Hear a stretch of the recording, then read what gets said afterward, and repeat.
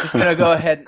Yes, thank you, scary Zoom lady. I'm just gonna go ahead and start it up, and when we're good to go, we'll go. When you're done, may I also say right off the bat, it's honestly just a pleasure to speak with you. Like I've been following Job for a Cowboy for years, so it's really awesome to hear from you. Cool, man. I appreciate it. I feel silly when you say that, but I appreciate it. S silly good or just like more like Silly, giddy, like don't know what to do with that information. both, both. Out of curiosity, how often do you hear that? Because I mean, Job for a Um, Cowboy been kind of launching into the interview right off the bat, but I mean, y'all been gone for a bit, so it must be kind of weird to no, hear that. it's been a hot minute, man. I used to hear that quite a bit. I've been I wouldn't say, I mean, I keep up with things obsessively, but I've been very inactive in the physical sense, if that makes any sense. Hmm. So I don't hear that too often, but I appreciate it. Yeah, no problem. With that in mind, good morning, metalheads of the internet. Welcome to a brand new episode of the Metal Meltdown. As you can see, we have a special guest today. It's Jonny Davy from Job for a Cowboy. That's me. Hell That's yeah! me. What the hell's up, bud? I am in Arizona in my garage. It's about 54 degrees today. It's cold for me. I'm like a lizard. I need my heat rock, but I'm hanging in there. I'm hanging That's in there. cold for you? It is. It is. I'm from Arizona. What do you Oh my expect? God, I'm in Toronto. Oh God. There's a thick Yeah, layer of ice outside my apartment right now. I know how that is. I wanna go ahead and jump right into it. Sun Eater was released nearly 10 years ago. Forgive my bluntness, but why the large gap in time? What have you been up to, and how does it feel to be back? Oh man. What have we been up to, and how does it feel to be back? The catalyst to the giant pause of the band, the hiatus, kind of falls in my lap. Back around 10 years ago, we did our last big tour in the US, which was the Mayhem Fest. I think it was 2012. Then we quickly recorded Sun Eater after that. I became a father. I got my wife pregnant at the time. So everything came to a quick, abrupt halt. Um, I when you're doing this, I mean, it's not just with this genre; it's the music business in general. Um, Money is never consistent. One year is going to be vastly different than the next. One month will be horrifically different than the next. So Hmm. I think because of that, being the breadwinner of a small family, I kind of had to change my priorities a bit. Which was probably tough at the time, knowing how relentless we toured back then. I definitely think the dudes in the band were, it's safe to say, upset that I kind of had to put things on pause. But in hindsight, I think they all completely understand. Today, I just it took a minute, but uh, that's what kind of put things to a stop as far as what we've been up to. After that, the band kind of parted ways. Our lead guitar player went to medical school. He's got his doctorates. He does a lot of science, medical research now. I went back to college, and I focus today heavily on automation and automation. Did I say that? Uh, Automation and AI is what I meant to say. oh, Is what I cool. focus on a lot today. Um, and then, Nick, our bassist, he went to Havoc for a bit. He's a nuclear power trio. He's all over the place. We just all just got busy with our own world, and I think it just took so long to get back together because we all had separate lives at that point. Luckily, the stars aligned. We're back, and how does it feel? It feels amazing. It just feels like riding a bike. We played a show back in September with the group, and it just felt like things never changed. It just felt like I walked in a room, we went back in time 10 years, and we were right back where we started. So it feels great. I guess it's one of those things where it's just y'all grew up, plain and simple. That's reality, yeah. You just life kind of got in the way. That's fair. I guess it'd be kind of shitty for like one bandmate to be like, "How dare you go back to school? How dare you have a child?" Right, exactly. There have been rumors of a new album off and on over the past few years, and I'm well aware most of this was just fans who were desperate for some new job for a cowboy.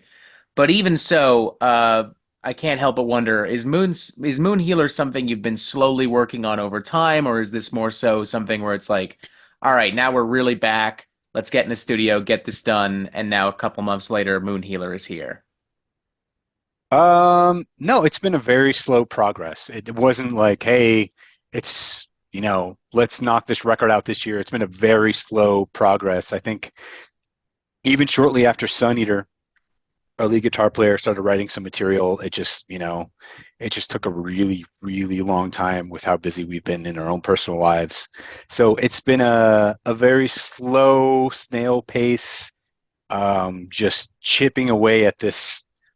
I look at it as a mountain of work, and luckily we finally got there. I mean, even before COVID, we all expected to hit the studio and record the album before that hit, um, and really put everything on hold with every band in the world. But even with that, I think it was kind of nice because we even got the chance to analyze the material even more, even further.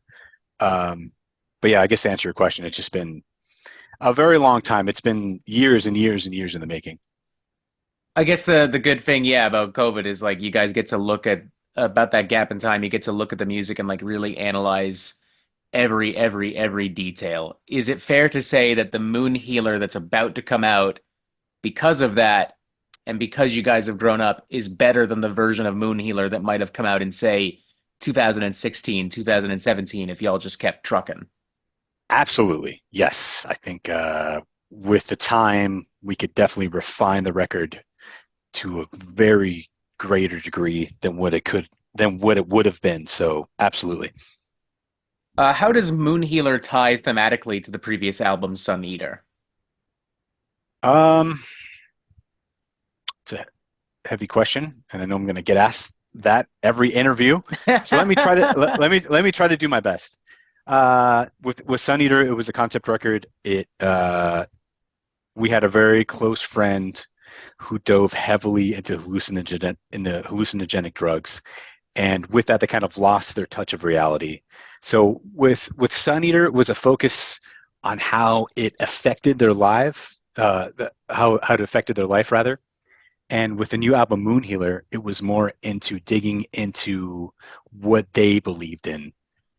This person sent a lot of, I guess you could say, questionable but very interesting, long-winded emails to their close family and friends with all their, I guess you could say, religious beliefs at the time, and all these drugs definitely heavily tied into their beliefs. And with this record, I kind of dove into their minds and try to have a better understanding as to what they believed in, rather than with the last record, seeing how it affected their life. So uh, thematically, it all ties into each other. But those are the two main differences between the two lyrically.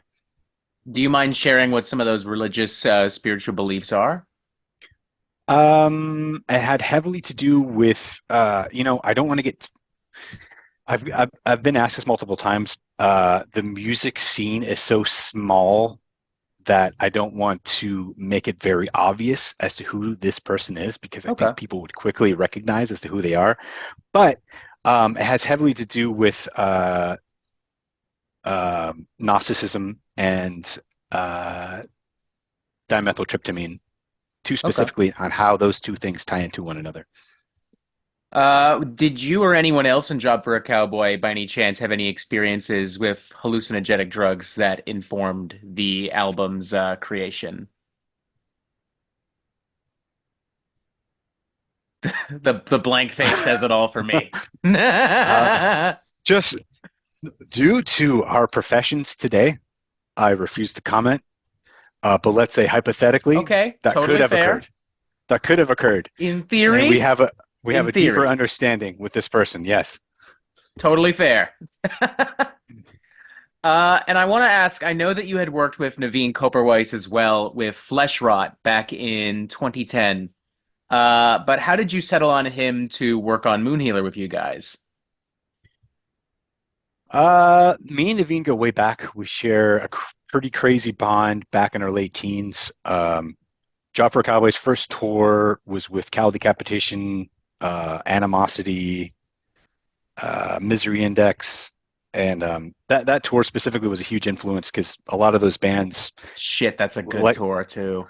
yeah, those guys really they were mentors for all of us. Even Animosity, like those guys were our age, but they did so much before we did.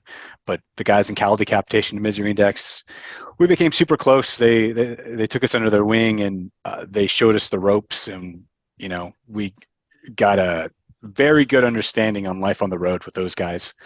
Um, so that's kind of where that started with Naveen. We've carried on that relationship for years. We've been super good friends. That's how the Flesh Rot record came about. And now with this new record, Naveen's always been one of my favorite drummers. I think today he's still extremely underrated. Um, so it was just a no-brainer for us. We just, you know, just hey, do you want to do this record with us? And he did. So it all worked out, and I love the work that he did on it. He's done so much great stuff too lately. I mean, the Entheos records, and he Yep, was even a session member for like Whitechapel and Machine Head on their most recent albums. Like it's the crazy. the dude's He killing it does it all. lately. He plays guitar. He's a producer. He's an amazing drummer. He can do it all. He's the man. Is there room in the future for him to be a permanent member of Job for a Cowboy? To be honest, I don't know how active. I don't think Job for a Cowboy will be nearly as in regards to a full-time band as we were in the past. We were relentless in the past, just nonstop tour after tour after tour.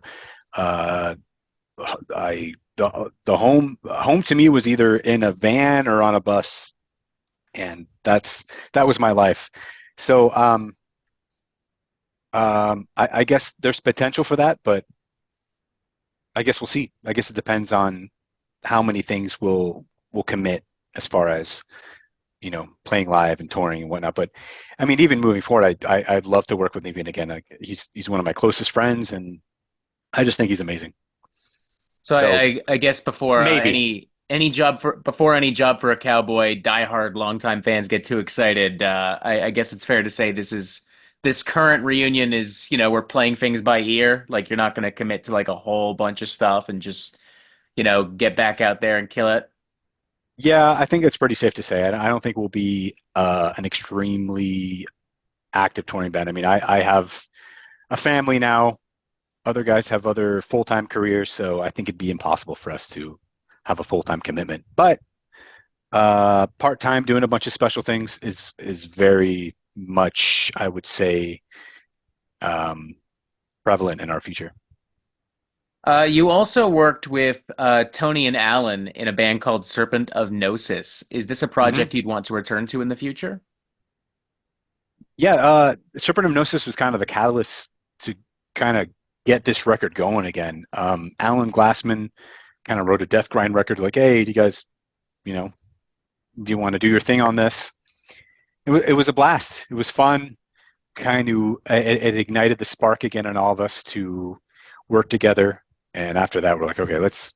That was so much fun. Let's do another JFAC record. Hmm. As far as another Supernosis record, Alan has actually wrote. I think it's done. We're just kind of waiting on all the guys to layer their pieces on it with leads. We're waiting on Alex from the Black Dahlia Murder. I know he's knee deep and just drowning with all that Black Dahlia, um, kind of the comeback with their new record. So it's just kind of the waiting game. I'm sure it's inevitable. It's just whenever the dudes have time, we'll get to it. That sounds awesome. I really like that Serpents of Gnosis record. Yeah, it's fun. I want to get your thoughts honestly on that Black Dahlia Murder thing as well, because I mean, you guys toured with Black Dahlia Murder back in the day as well. For me, I'm very curious to see how the reunion is, but I don't know. A part of me feels weird about it, like a that band continuing without Trevor. Like I have faith in everyone in that band because they're all so talented, but it Hmm. still just feels kind of weird. Yeah, I get it. Trevor was such, you know, he was he was amazing. He was awesome. He's almost impossible to replace. But Brian and Trevor were always attached at the hip, and they were the closest of friends. And I know I don't have. I think this is the best way to go about. I think this is the only way to go about it and Hmm. continue on. I know Brian will do a good job. He'll do an amazing job just because he understood Trevor so well. He's so self-aware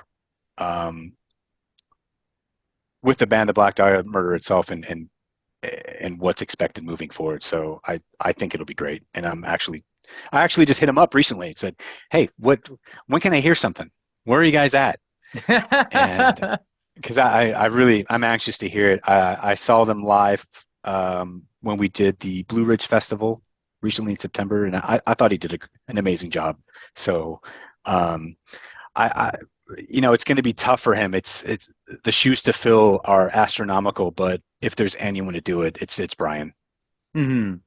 It's always rough too when like you have someone stepping in for like someone that monumental to a band. I mean, I mean, I think about like when Guar had to replace Dave Brockie. Yeah, Like it's that's. tough, man. That Mhm. situation just sucks.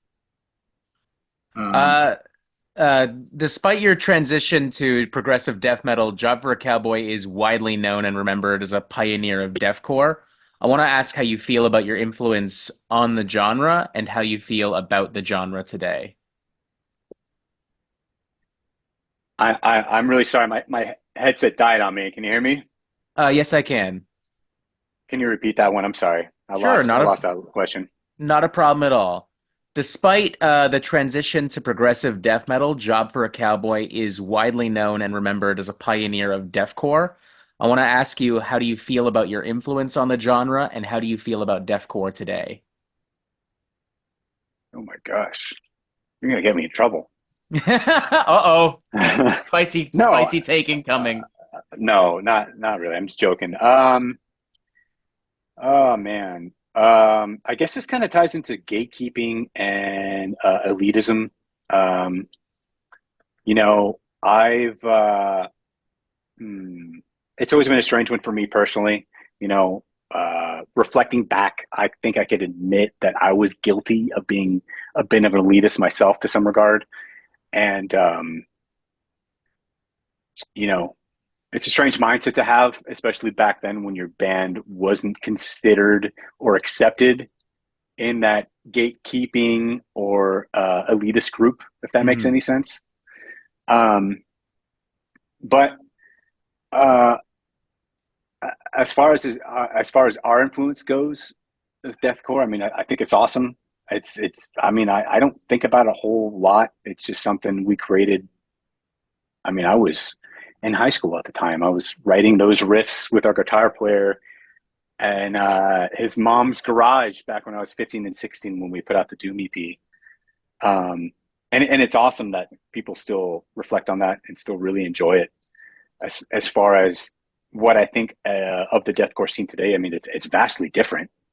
It's I think a lot of it's influenced by a lot of black metal. There's a lot of symphonic stuff going on today. Um, it's it's excelled quite a bit. It's more accepted in death metal as a whole. I don't know. I think it's great. I have nothing bad to say. You had me going there for a minute. I thought at the very beginning you might have something a little spicy for If me. if they're okay, if you want the spicy comment, I think the only thing that irks me with today's product is um, just the overuse of uh, hmm, trying to figure out the best way to say. I think it's maybe things are a bit overproduced today. I think things uh, have lost a bit of feel as far as hmm,